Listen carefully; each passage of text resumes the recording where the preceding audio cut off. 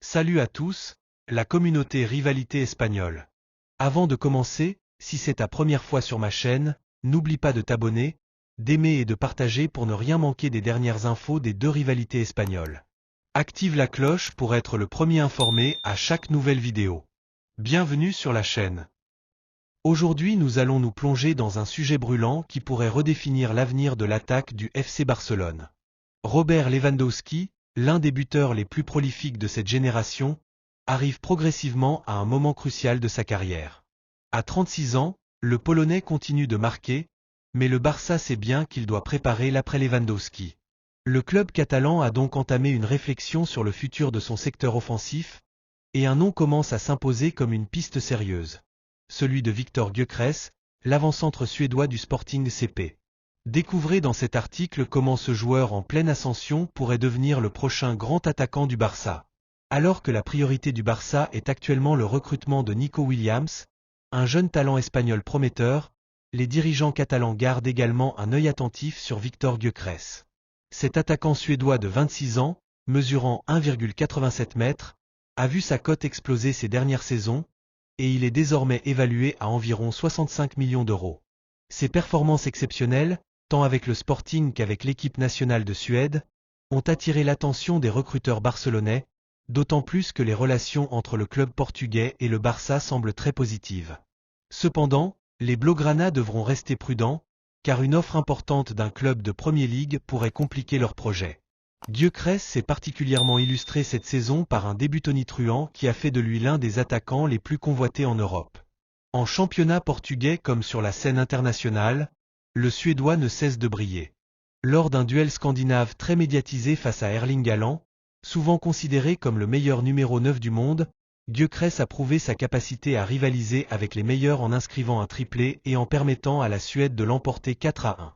Ce match mémorable a prouvé à tous les observateurs du football que Gyökeres pouvait faire la différence face à n'importe quelle équipe et dans n'importe quel contexte. Les statistiques de l'attaquant sont impressionnantes.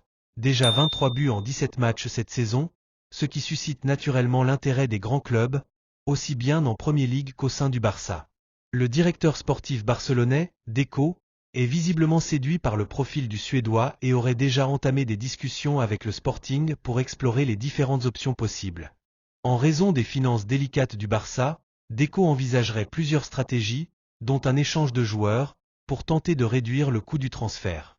Le Barça pourrait toutefois bénéficier d'une clause avantageuse, car selon le journal portugais A Bola, un accord permettrait à Gyökeres de quitter le Sporting pour une somme comprise entre 60 et 70 millions d'euros, ce qui reste dans une fourchette raisonnable pour le club catalan.